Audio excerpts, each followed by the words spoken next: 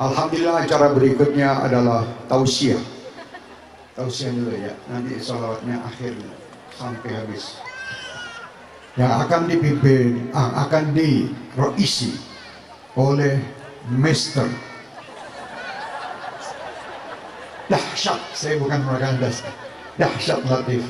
Alhamdulillah, doakan beliau mudah-mudahan sehat, ya, panjang umur, sehat, dan selalu mendapat rahmat berkah, dan dapat terus berdakwah di seluruh penjuru bumi Nusantara ini. Amin ya rabbal alamin. Waktu dan tempat dipersilakan.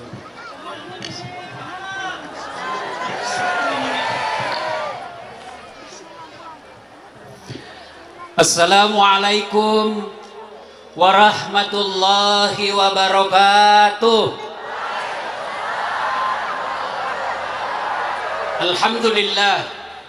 Alhamdulillahi rabbil alamin. Wabihi nasta'inu ala umuri dunya waddin. Ashhadu an la ilaha illallah wa ashhadu anna Muhammadan abduhu wa rasuluh. Allahumma salli ala Sayyidina Muhammad wa ala alihi wa sahbihi ajma'in. Amma ba'd. Ibu bapak, saudara-saudara sekalian, teristimewa para habaib, Habib Syekh beserta rombongan, tuan-tuan guru, pejabat sipil yang hadir di tempat ini, Bapak Gubernur Kalimantan Selatan yang saya yakin paling banyak kemenakannya, di mana-mana dipanggil Paman Biring, dan Kapolda Kalimantan Selatan yang juga hadir di tengah-tengah kita, yang saya lihat penampilannya lebih menarik bajunya daripada bajunya Ustadz Das'ad Latif. Terkhusus yang kita cintai, Sahibul Hajat Haji Izam beserta keluarga, yang kita doakan semoga selalu dalam lindungan dan pertolongan Allah Subhanahu wa Ta'ala. Dikisahkan dalam kitab Durratun Nasihin, suatu ketika Nabiullah Sulaiman alaihi salam lagi ceramah, kira-kira seperti saya sekarang. Tiba-tiba datang tamu tak diundang. Assalamualaikum warahmatullahi wabarakatuh ya Rasulullah. Waalaikumsalam warahmatullahi wabarakatuh. Kalau di Makassar, masuki. Masuklah tamu tadi. Nabi melanjutkan ceramahnya. Belum selesai Nabi ceramah, tiba-tiba tamu tadi berkata, ya Rasulullah, ada pekerjaan saya penting, tidak bisa ditunda, tidak bisa dimajukan, harus tepat waktu, saya izin pamit dulu. Kata Nabi Sulaiman, silakan. Berangkatlah tamu tadi. Sepeninggal tamu tadi, Nabi Sulaiman tanya, saudara-saudara sekalian, ada yang tahu siapa itu tadi tamu? Tidak ya Rasul, Anda yang lebih tahu. Kata Nabi, itulah tadi malaikat pencabut nyawa, yang setiap kali datang pasti ada yang ingin diambil, dan dia tidak akan kembali sebelum diambil yang diinginkan. Selesai berkata begitu, tiba-tiba dari belakang ada anak muda, dia angkat tangannya. Ya Rasulullah, itu tadi malaikat pencabut nyawa. Betul, tidak kembali sebelum diambil yang diinginkan. Benar. Mati saya ya Rasul. Kenapa? Semenjak dia datang sampai pulang, saya terus dia lihat-lihati. Kata Nabi Sulaiman, barangkali kau yang diinginkan. Ya Rasul, jangan main-main deh, bawa saya jauh-jauh sampai dia tidak dapat saya. Nabi Sulaiman salah satu mujizatnya pandai perintah angin. Angin, kau terbangkan anak muda ini, bawa dia mau kemana saja, bawa dia mau ke sana. Diterbangkanlah angin, kiri kanan lurus. Sudah jauh saya ini, tidak didapat, sudah suntutan, kurang ajar, pergi kaget-kaget. Pas dia menurunkan saya, pas baru satu langkah turun di tanah, ketemu itu tadi tamu. Dari mana kau? Dari tadi saya tunggu kau, saya tinggalkan majelis itu karena di sini takdirmu wafat. Akhirnya kejadiannya dia hindari kematian, tapi kenyataannya dia datangi ajalnya. Kullu nafsin sa'ikatul maut. Semua yang hidup pasti akan mati. Dan kita hadir di tempat ini, salah satu temanya adalah haul dari Ibunda Haji Izam dan guru kita, guru sekumpul. Tidak ada guna kita datang tabligh seperti ini, pulang kita lupa kematian. Kata Nabi, cukuplah dengan mengingat kematian, nasihat buat kalian. Semakin sering ingat kematian, insya Allah kita akan terjaga dari maksiat. Sebaliknya, biar orang mau sekali mati, kalau tidak tiba ajalnya, tidak akan mati. Ada seorang perempuan, dia dapat WhatsApp suaminya. Ada perempuan kirimi lope-lope. Nanti stres istrinya. Dia makin baca, makin sakit hati. Akhirnya apa? Istrinya mau bunuh diri. Dia minum racun. Karena buru-buru, akhirnya itu botol racun lebih banyak masuk di hidungnya daripada di mulutnya.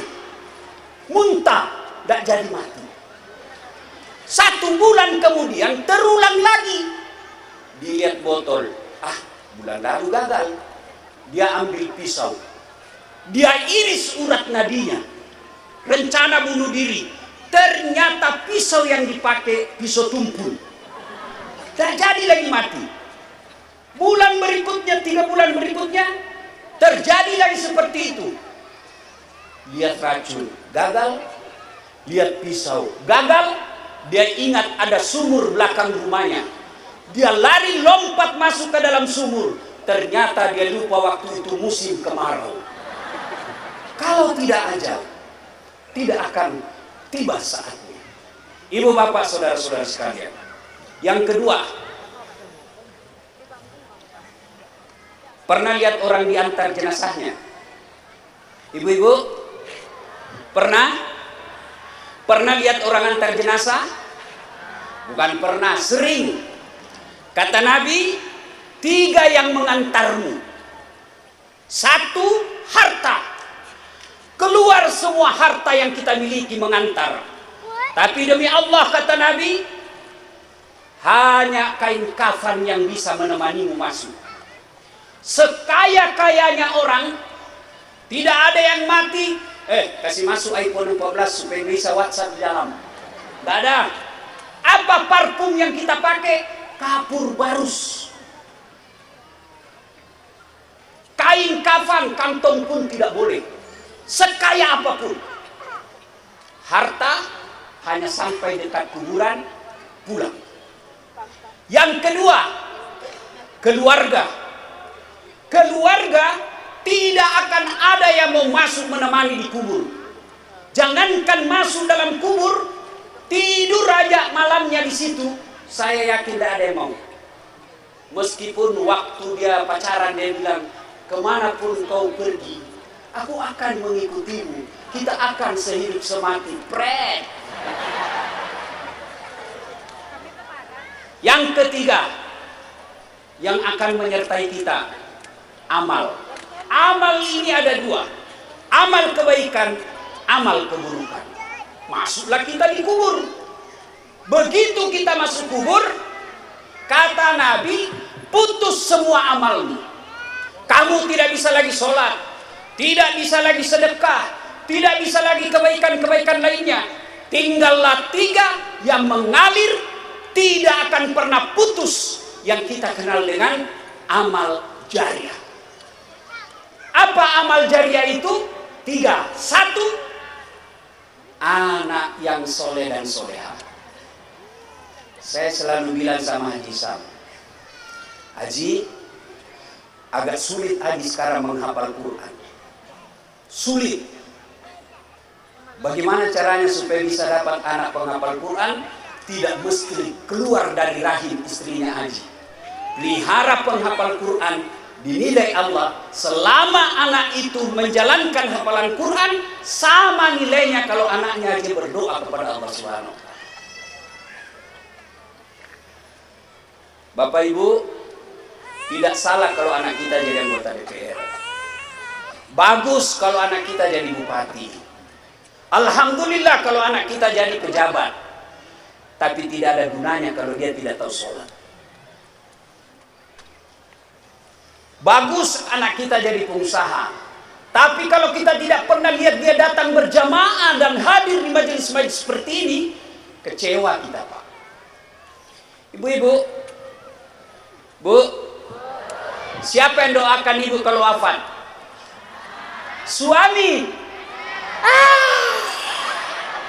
Kawin lagi. Dia dengar istri saya ceramah begini. Jadi Ustaz, nanti kalau saya meninggal duluan, kau kawin lagi.